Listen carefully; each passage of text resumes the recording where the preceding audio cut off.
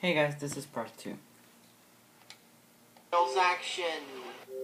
To start with, I know this is pretty immediate. Modern Sonic does have a bit of on-rail action, but not that much. Yay! Sarcasm again. The gameplay is exactly the same for Modern Sonic as it is in Unleashed and Colors. Not Facepalm. Sonic 4, because Sonic 4 Sonic is neutered Classic Sonic, Of course. as we all know. And by the way, Adventure 2 is more fun than this, and I'm not even in the beginning.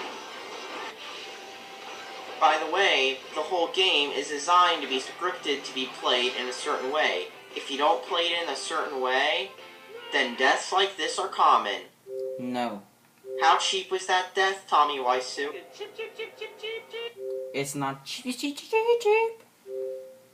So afterwards, Tails comes back, and guess what? You find out that there are more stages too. Such as afterwards, you have to do Chemical Plant Zone from Sonic 2. Why there are no original stages in this game beats me, but then again I think they thought, hey, what the heck, we might as well throw a billion stages in because we know the nostalgia freaks are going to buy it. That's because it's the 20th anniversary. And then you also notice how the text just messed up. This is a glitch. The voices mess up in this game. Sometimes they'll lag. It's in the PC version. I suspected some... Maybe your PC version has a problem. But maybe other PC versions don't have problems. I'm not sure about it. Something to do with crappy porting, but whatever. He actually... sorry for that. He actually admits that it doesn't matter. That actually is pretty cool. Chemical Plant is pretty much the exact same as it is in Sonic 2. No. Except with better graphics. Now, had this game played the exact same, without the laggy controls, maybe I would have liked it. I like it, but it doesn't have any laggy controls. But sadly, it's pretty annoying when you're slip-sliding and with all the scripted stuff too. Sonic 2 also had these scripted things, or scripted stuff, as he calls it, quote unquote.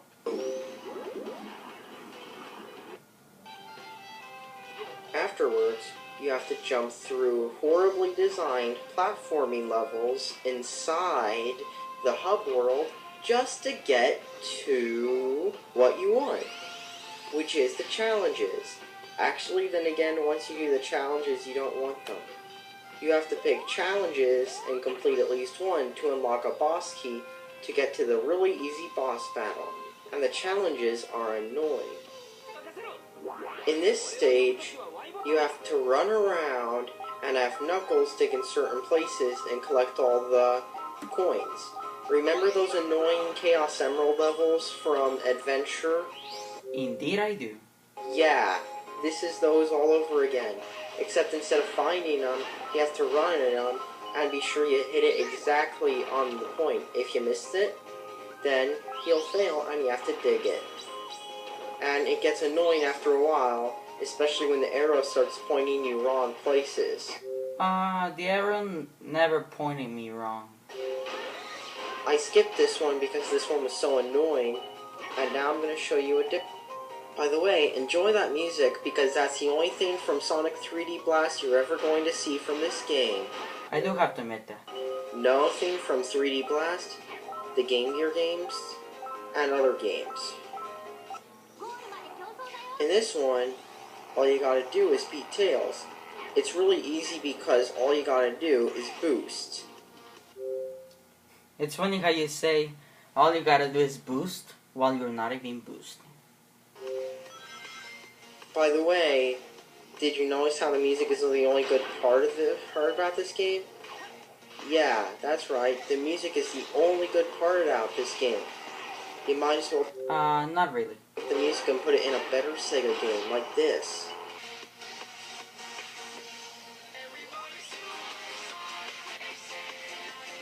Did you really have to put this?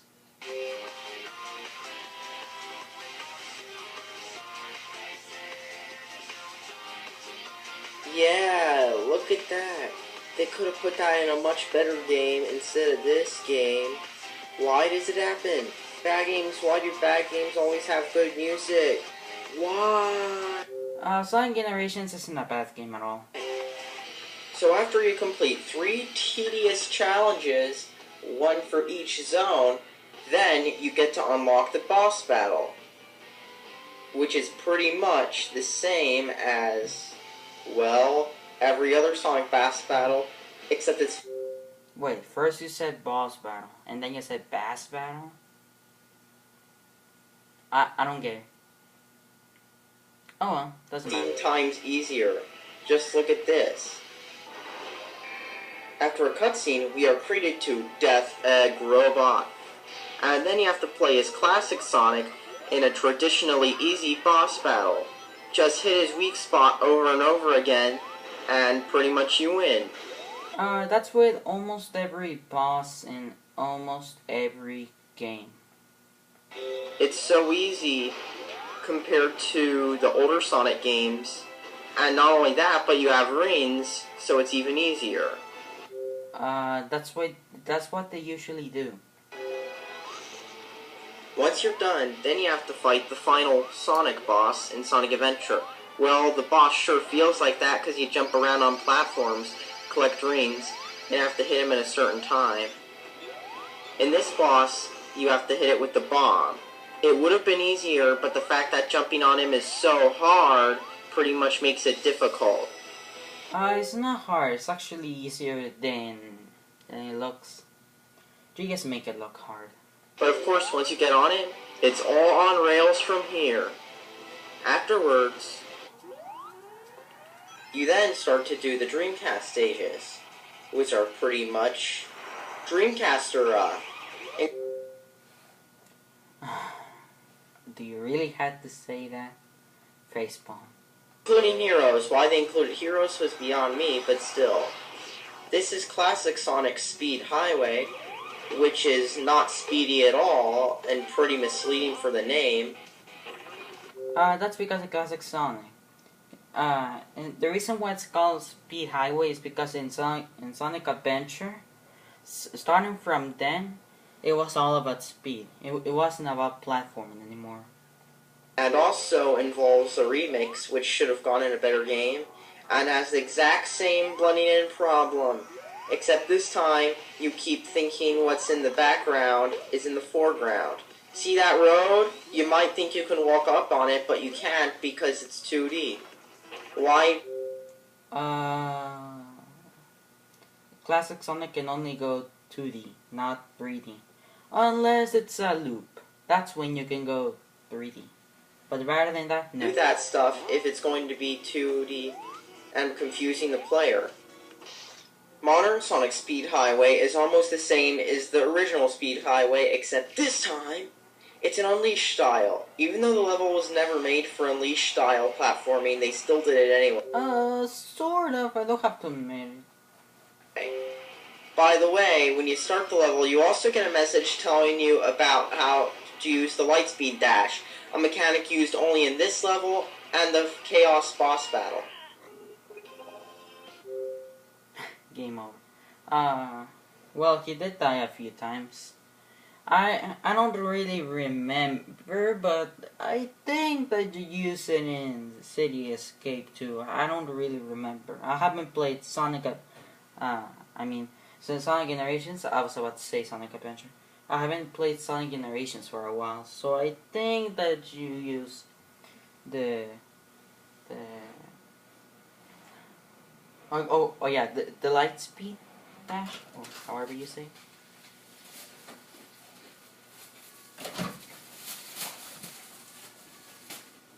So anyways, let's go. By the way, If you don't play the game the way it was scripted to be played, expect cheap deaths like that. Because this game gets even worse the farther you go when it comes to cheapness.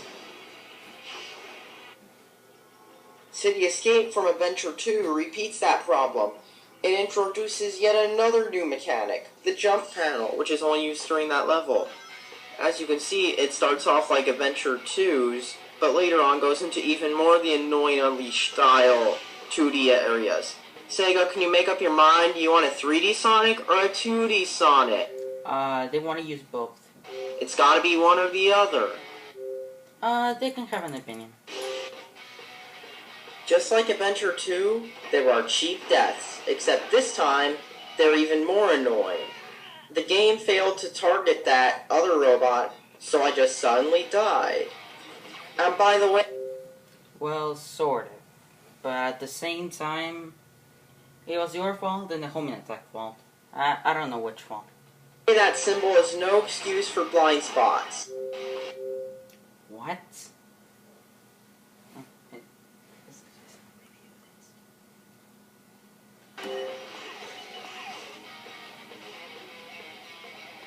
The more you play the game, the more blind spots you find. Well, that... You may be thinking about the difficulty, but you're basically lying about